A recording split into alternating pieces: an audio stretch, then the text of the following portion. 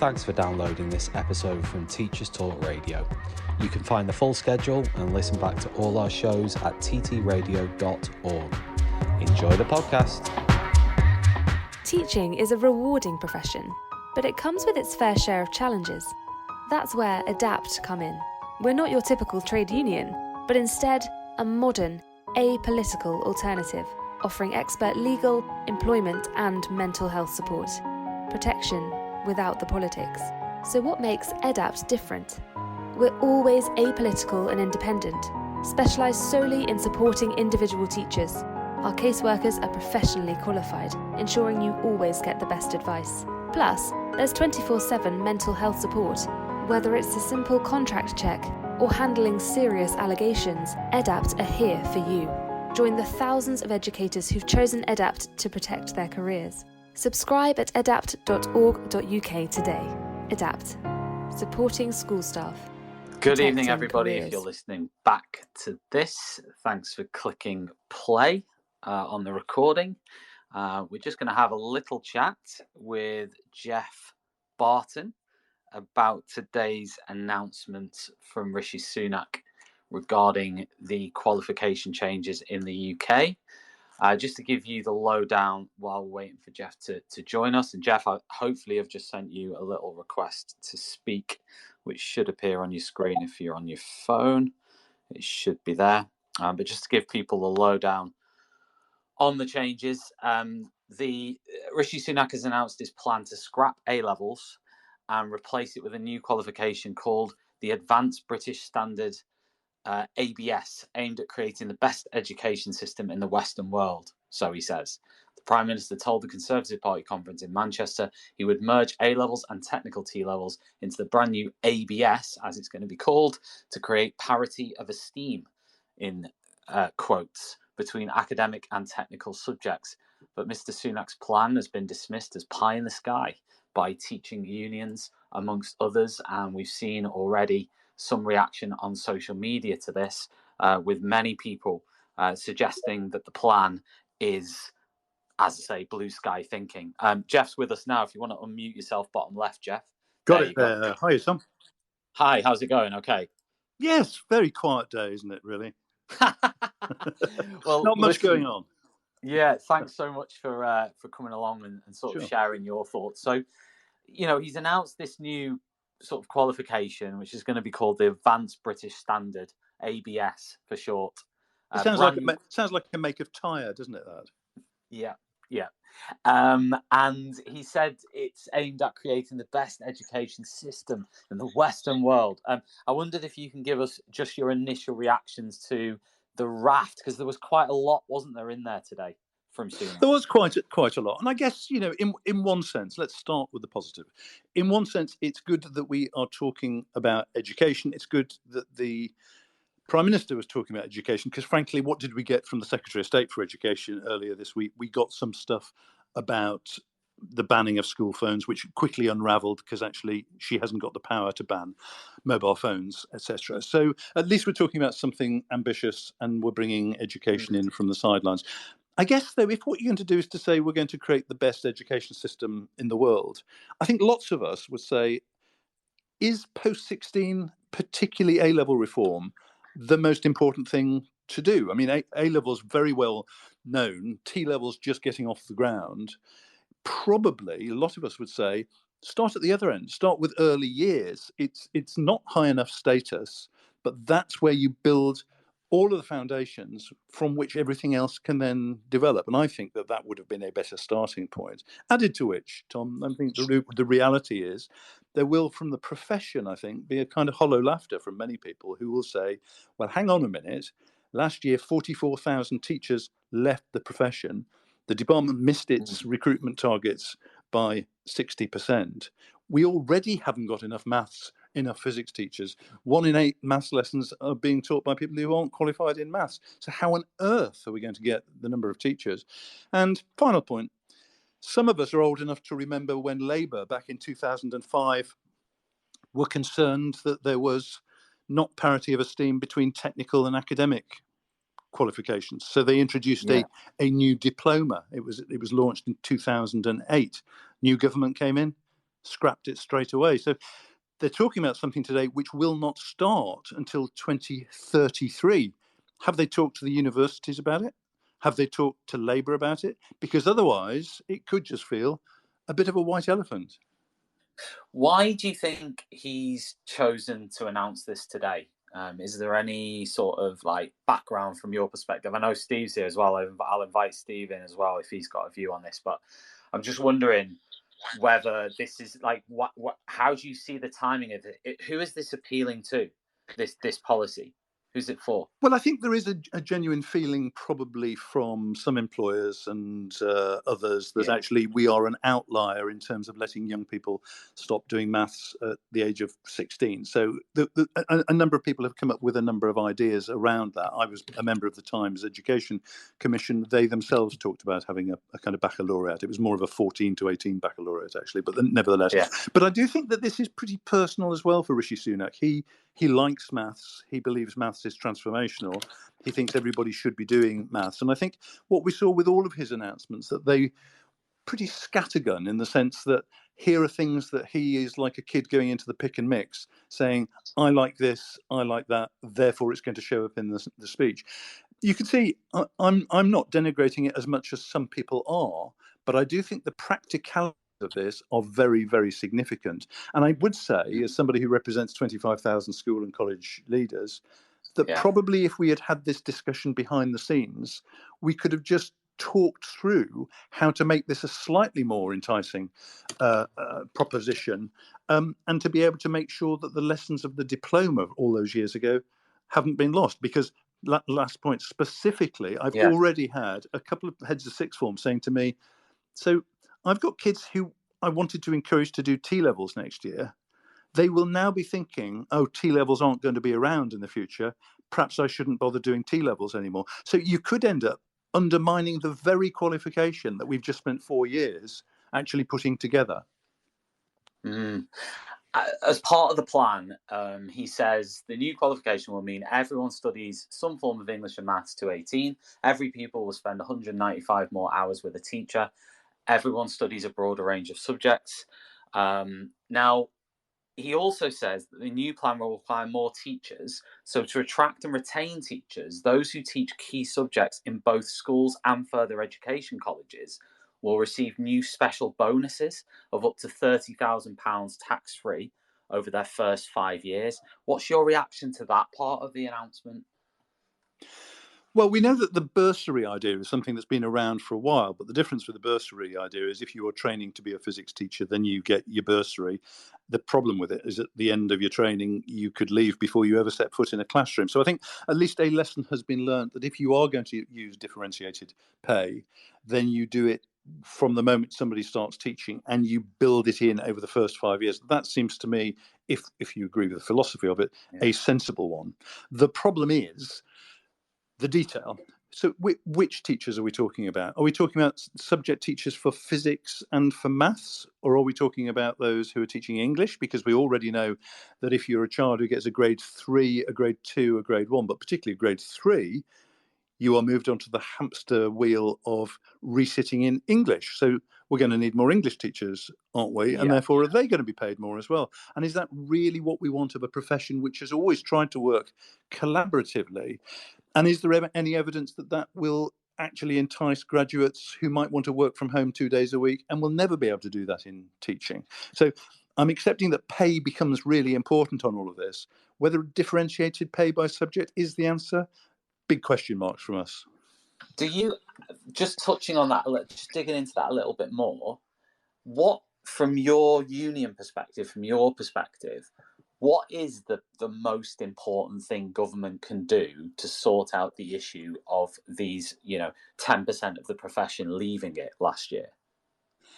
Well, what we would say is post-pandemic, pay has become a much more significant issue than it was pre-pandemic. And that's because graduates can pick and choose from a whole range of different careers now. Therefore, flexibility of working, being able to work from home has become particularly important, and teaching doesn't give you that in the main. And therefore, we do need some element of pay restoration. But we also think that workload is a really significant issue, and all of your listeners absolutely know that. And that's why I had a conversation with Nick Gibb just before this announcement today and said it is really important that some kind of risk assessments are being done, that this is not going to actually end up driving some of those maths teachers, some of those science teachers, some of those physics teachers out of the profession because their heart just sinks at the thought of even more qualification reform, which frankly another government might come in before 2033 and say we don't believe in it. And I think we will see from Labour they won't believe in it. And what did Nick Gibbs say when you mentioned the workload issue? He of all people understands the importance of workload because he has just set up this task force to focus on workload. The response is that no, there hasn't been a risk assessment done because at this stage, this is just an announcement. They're now going to do a consultation and work through the detail before a white paper, supposedly next year. I think that is the wrong way of doing it. I think every time there is any new wacky wheeze in education, given the fragility of the profession and the difficulty of being able to recruit and retain, there should be a genuine impact assessment. How much more workload might this create, and is it really worth doing? And with this one, I think the increasing mood from people I've been talking to is there are other priorities. Early years, recruitment and retention more generally, are crumbling schools, qualification reform, if you're going to do it, I'd be looking at GCSE rather than post-16 personally. I mean, just try to give me some sort of balance here. I mean, can you see any positives in this policy? What to you is there a positive in it for you? Being the Maths 218 idea. Yeah, we know that maths is the biggest A level at the moment, and it's a subject which motivates lots of young people. And I think probably the fact that we are outliers by letting young people drop maths at 16 is an issue we should address. Indeed, it's something which in our manifesto and talking with awarding organisations, we've been talking about what a maths passport might look like. That is a qualification that does something that I think GCSE maths and GCSE English don't do. I don't think that GCSE English, for example, necessarily tells you how good I am at writing and reading and speaking and listening. It tells you what I have covered. It tells you I've read a 19th century pamphlet, for example, and worked my way through an anthology of poetry. I think we could be saying with employers, why don't we have a couple of qualifications which really demonstrate the kind of essential skills that young people will need in numeracy and literacy? Let's have them all sit something around that at 14 or 15 and again at 18. That could sit alongside their BTEC or their T-level or their A-level if they're not doing maths. So I think there were other routes. And I think there's a bit of a tribal response from the government always of thinking that if an idea has come from a trade union, it's probably one we would want to reject. And I'm going to have to disappear in a Tom. Yes, Tom that's it, Geoff. Thanks ever so much for joining us. Very welcome. Thanks for asking me as well. Really appreciate it. I'm just the warm-up act for Steve Rollett. Right, Steve. We've got Steve Rollett here, who again only has a couple of minutes. Deputy CEO of the Confederation of School Trusts, otherwise known as CST. If you want to unmute yourself, Steve, in the bottom left. Former history teacher as well. That's right. Yeah. Hi, Tom. Tell me your historical perspective on the announcement today from Rishi Sunak. Well, it's a bit fresh to have a historical perspective. So Tom, yeah. So firstly, apologies. This is going to be a flying visit because I'm currently on location ahead of our conference, which starts tomorrow. I mean, broadly, I think my feeling about the announcement is a couple of things initially. So one of them is it's all happened rather suddenly, hasn't it? And it has. I think probably that means that all of us are in the space of trying to find out a little bit more, understand more. So anything I say is going to be reasonably tentative. And that's not because I think it's necessarily a particularly bad or indeed a particularly good idea, but I need to find out a bit more about it. And second, there's probably something there as well about wouldn't it have been nice to have had a little bit more discussion and a bit more sort of small C consultation? I know there's going to be an official consultation. There's a commitment in the paper to that, but we would like to have had perhaps a bit more conversation around it beforehand. So putting that stuff to one side, I think it raises some really important questions. You know, I think, and I only caught the end of what Geoff was saying, but it sounded like I think he was also acknowledging there are some post-16 issues that I think need to be addressed.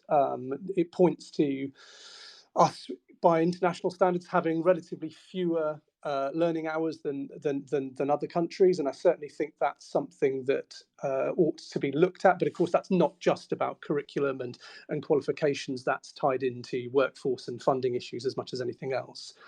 There's also this rather long-standing division, sort of binary position that sort of the qualification system adopts at the moment between, are you following an academic pathway or are you following a vocational pathway? And people talk about parity of esteem, and that's a fairly long-standing question, but it's not something we've particularly been successful at dealing with, I think, as a country until now. So this space was downloaded via spacesdown.com. Visit to download your spaces today. I think it's always ripe for conversation, that one, and it looks like they're going to open that up. And then there's the question about early specialisation, and there are pros and cons around that. I think you have to think really carefully about the balance of the curriculum. I think I think most of us in the education system believe a principle, the principle of breadth is generally quite important, but you do have to make sure that matches up with progression and what's coming after. So clearly it has to be lined up with university and employers and so on, for example. So I think there are all sorts of questions it raises,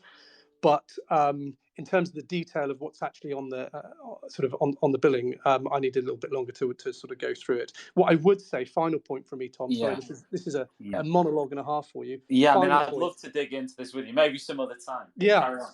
No, so final point I would make is just, I think a lot of people would have seen this announcement today and would have said, okay, so those are a set of interesting issues, and maybe there is some really good policy that could be worked out over the long term, because it would have to be long term, this sort of thing. But what about the here and now? And what we know is there's real deep issues around workforce. We've got issues around support services. We know, send provision. Lots of lights on the dashboard are flashing red. I'm not sure that this is one of those red lights on sort of the nation's dashboard at the moment. And lots of people will be thinking, is this the right priority right now, regardless of whether it's the right policy for the longer term? I think that's probably how most people are feeling right now. Well, that's sort of similar to what Geoff said. Listen, Steve, I'm not going to hold you up anymore. Good luck for your conference. Thank you. And thanks very much for checking in. No worries. Thanks, Tom. Thanks very much. Cheers, Steve. Bye. What an interesting announcement. I mean, it really, really is. I'm welcoming now anybody else out there. I know we've got about 20 people here. If anybody wants to call in, hit the button in the bottom left, share your view on this. Essentially, to recap with you on what has been announced today, Rishi Sunak has announced a new qualification called the Advanced British Standard, otherwise known as ABS, which will be aimed at, quote, creating the best education system in the world. It essentially means that English and maths will be covered through to the age of 18. Teachers in key subjects will receive special bonuses of up to £30,000, tax-free over the first 5 years of their careers to attract and retain more people. Again, a quote. In addition to this, Sunak said he wants students to spend at least 195 hours more with a teacher, which sounds incredible. But speaking to Geoff Barton, as we just have, and also to Steve Rollett, both very influential within the education system, because, as Teachers Talk Radio, we lead the education conversation. Both of them were saying that they didn't necessarily think that this was a bad policy. They just think it's a bad policy now. They were basically saying that they didn't see it as a priority. We've got Daisy calling in now. Daisy, Miss T, tell us your views on all of this. I was just going to say, I totally agree with that. I don't think this is a hideous idea. Right? No, certainly not. No. It's not the worst idea we've heard in the last 13 years, but I just think it's it feels very much like a little bit of a diversion tactic, sort of let's ignore the really serious burning building and let's have a look at this fence that's falling down, sort of thing. I totally, and I actually quite, I like the clear drive to improve the education system. I think, often we get quite annoyed as teachers with the apathy towards education and how it doesn't really matter. So it's kind of nice to hear any mention of, no, we are going to push for better standards. We are going to push for this and that. But it's just, what foundation are you building that on? Because it just doesn't feel like we're in a particularly stable situation to really bring in something that is on paper it sounds quite simple, but in reality it's a very complicated thing that they're trying to suggest. I mean, ultimately, my sort of personal view, not the view of Teachers Talk Radio, my personal view is there's nothing wrong with the policy if everything's perfect in education. If everything is working and there are enough teachers and there are enough schools and there's enough money, there's nothing wrong with saying we're going to cover more subjects up to the age of 18. Although there will, of course, be those who will say, quite rightly, the argument would go, the students don't want to do it. And there is, I suppose, that argument of once they get further than the age of 16, especially in the world we live in today, is it sort of, is that idea of saying we're forcing students to do something that some of them will literally despise. So therefore, you sort of think, well, it's all well and good saying let's do it, but someone's got to teach them. Someone's got to. I mean, my mum was a sixth form college maths teacher. That was her career, and of course she did sort of the resit for A level and stuff like that. And it's a tough gig, because a lot of them didn't want to be there. It's different if you've chosen it. And so, what's your view on that? Yeah, so I'm an A-level teacher. I teach A-level biology and chemistry, and I did in the UK, in Wales, where I used to work. There was a transitionary period where the school sixth forms shut down and a big sixth form college opened. So for like 6 hours a week, we'd drive over to the sixth form college and teach there. And I do really think that there is a place for something different, because A-levels are.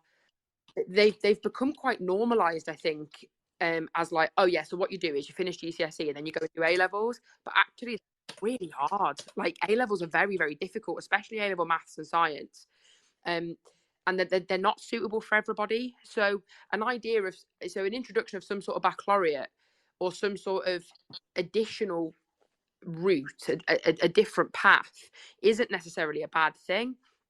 But it's like you say, like I think the whole culture around education kind of has to change in the UK before we do this, because what we've got is a huge amount, and I don't want to use the word majority because it probably isn't, but there is a huge quantity of students coming in who are completely disillusioned with education. There's a lot of parents who are completely disillusioned with the education system, couldn't care less, not bothered, don't want to do.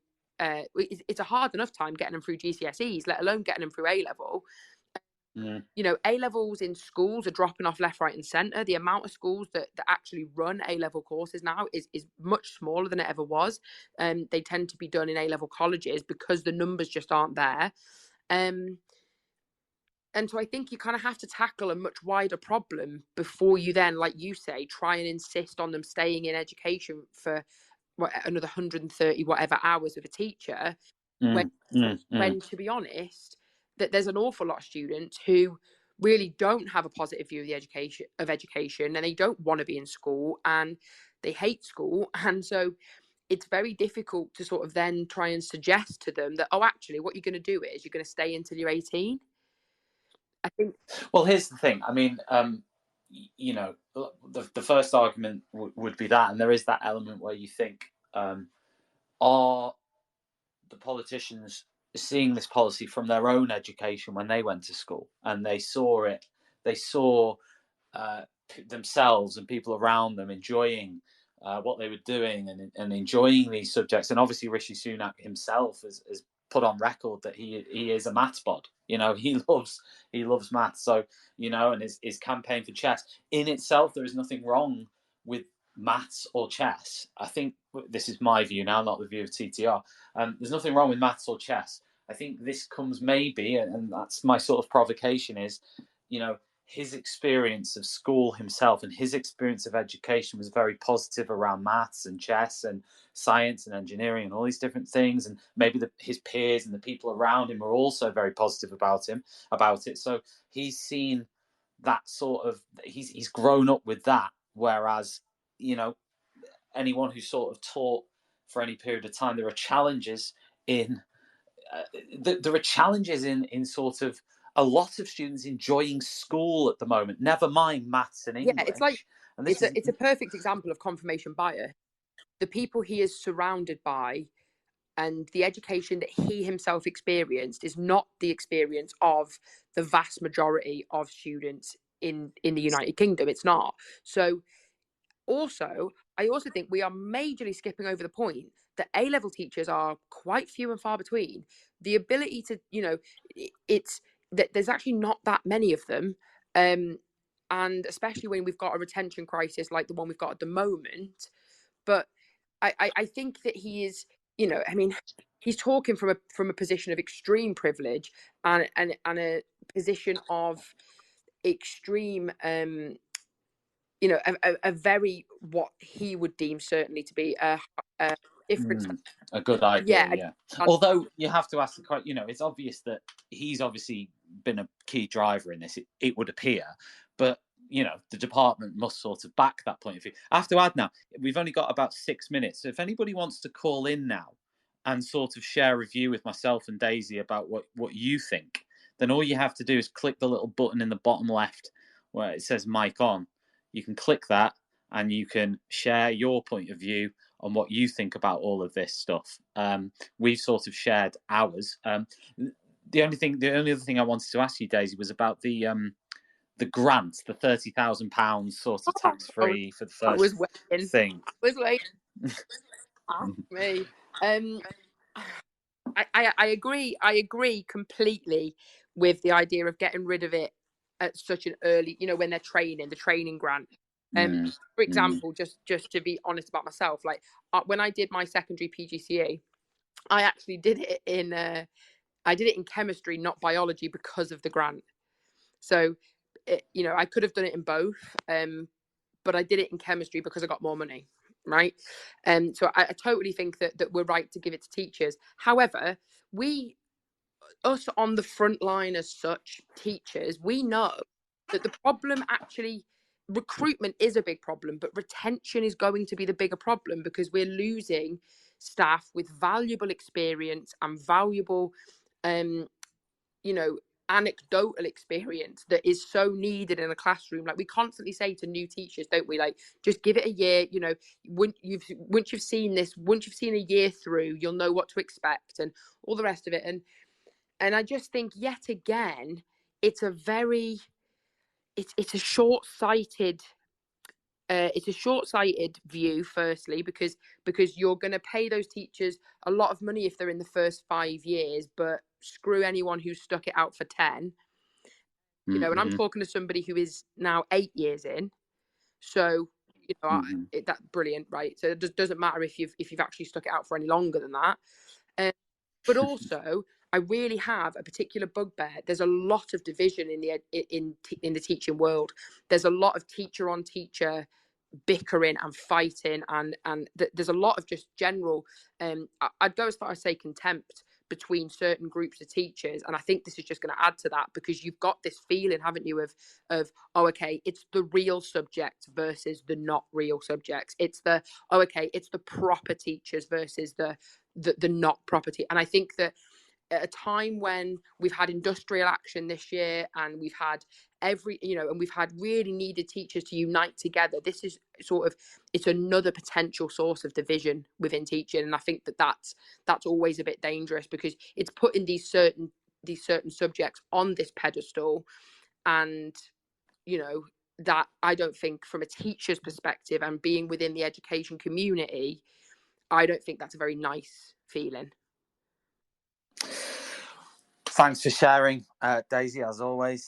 This has been our little pop-up space. It's been incredibly interesting hearing from Geoff, Barton, Steve, Rollett, Daisy, Turner, everybody really about this policy announcement. If anybody who is remaining here listening live wants to join in, you can click the little button in the bottom left. Share your views on the so-called advanced British standard qualification. It's just been announced today by Rishi Sunak.